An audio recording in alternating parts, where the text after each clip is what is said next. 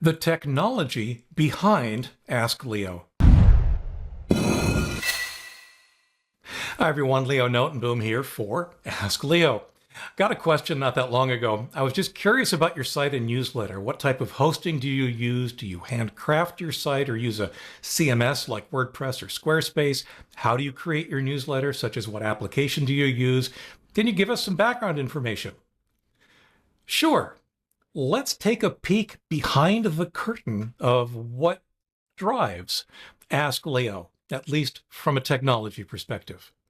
So here's the website. It is, as you might expect, the same website that you visit whenever you're looking at one of my articles. Ask Leo is hosted on Amazon Web Services. So this is my home for managing a number of different web services that I use through Amazon. EC2, which stands for Elastic Compute Cloud, is their virtual machine technology. The machines that I have, and I actually have 3 of them running, what I call EC2-3 or EC23 is the server that hosts Ask Leo itself. You can see here it's the last one on this list. Each of these 3 servers are running Ubuntu Linux. They have different characteristics in terms of their CPUs, memory, disk space allocation. EC23, on my case, runs a Intel Xeon 8375C at 2.9 gigahertz with 8 cores, 32 gigabytes of RAM. And the hard disk space actually varies because that's one of the things I like about AWS is that I can grow it or shrink it based on my needs. Right now, I've got about 120 gigabytes of hard disk space assigned to askleo.com. So that's the server hosting.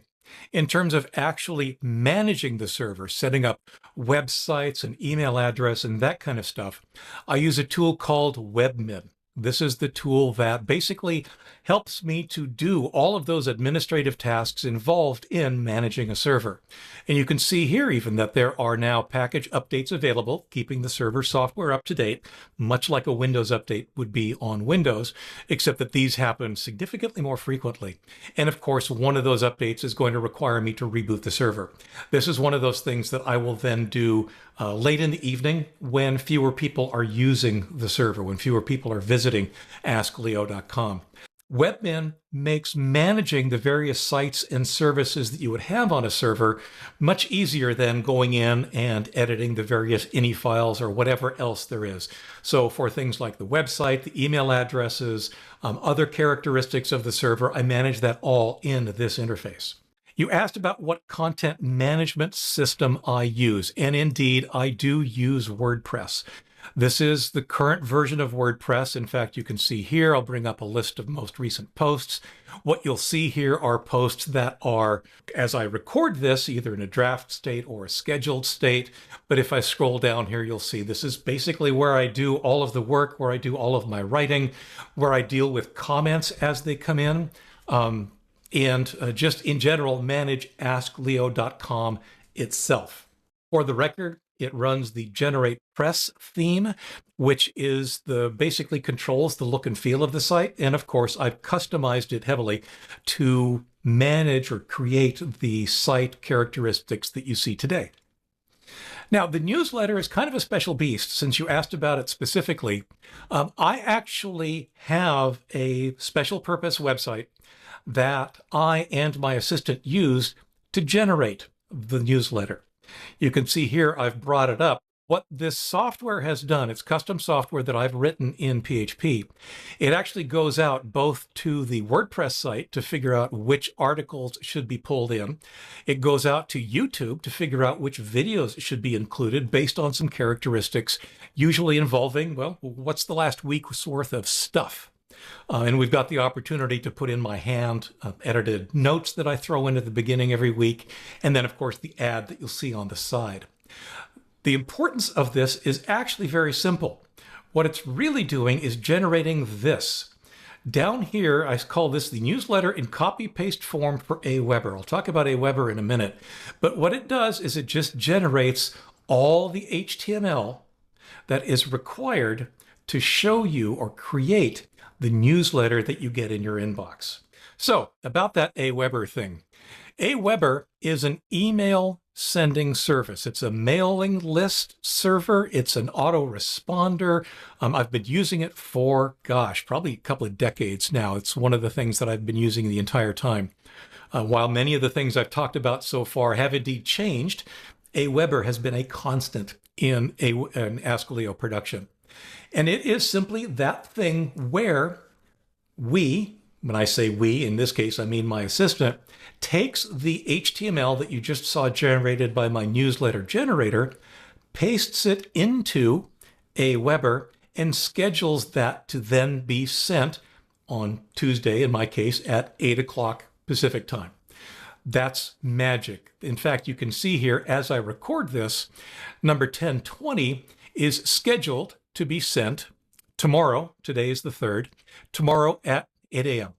And you can see here also then all of the previous newsletters that I've been sending out, all 1,020 of them.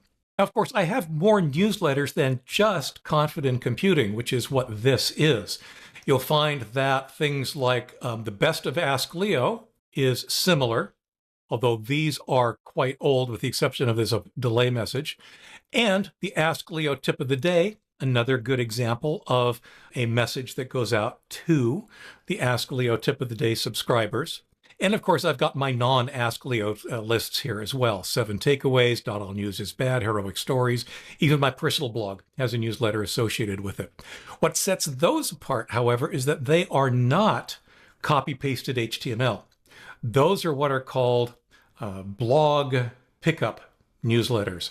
So what happens is I simply publish an article on each of those different sites, and then Aweber polls those sites roughly once an hour, and every time it sees something new, it grabs it, throws it into a format that I've defined, and then sends it out to the subscriber. So that's fully automated, unlike Ask Leo.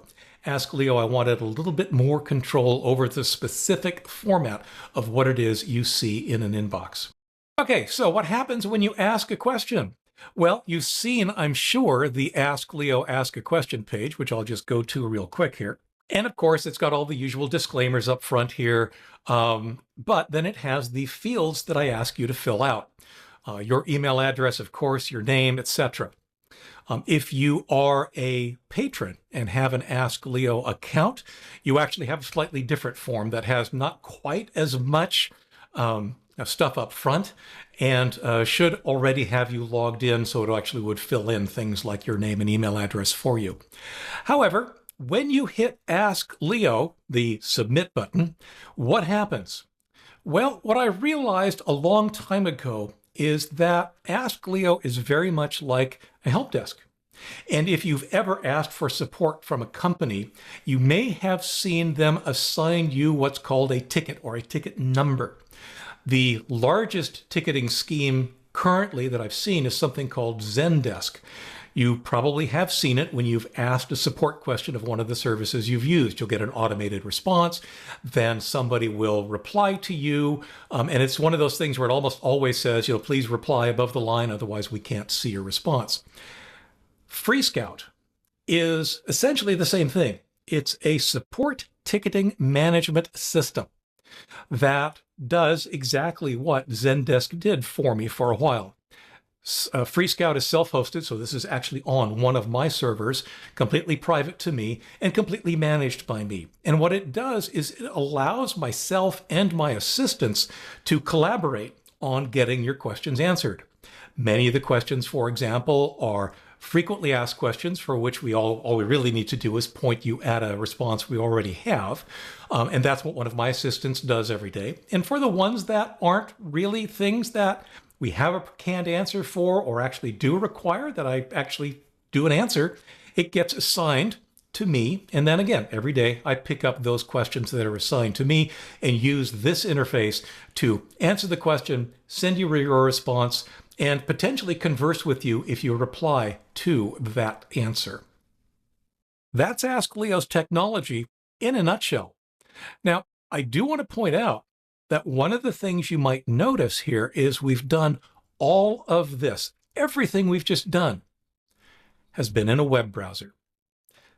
Spinning up my servers, managing my servers, managing the site, answering your comments, answering your questions, all that kind of stuff has all been in a web browser, which, when you think about it, makes this the perfect work from anywhere kind of business.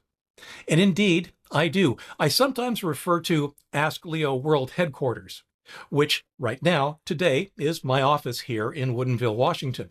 But I have also only somewhat facetiously referred to the beach on a Washington coast, or a parking lot up near Bellingham, or a Starbucks in various places, or a hotel room in various places and even various countries as being Ask Leo World Headquarters, because I can do this from anywhere I have an internet connection. I hope you found that interesting. Like I said, this is kind of sort of the behind the scenes of what it takes to run a website like Ask Leo. There are many different ways to do what I showed you. These are the ways that I've settled on today. They have changed multiple times over the 20 plus years that I've been doing this, and they'll probably change again at some point. But today, in June of 2024, that's what Ask Leo looks like. Hope you found it interesting. For updates, for comments, for links related to the topic and more, visit askleo.com/15110. I'm Leo Notenboom, and yeah, this is askleo.com. Thanks for watching.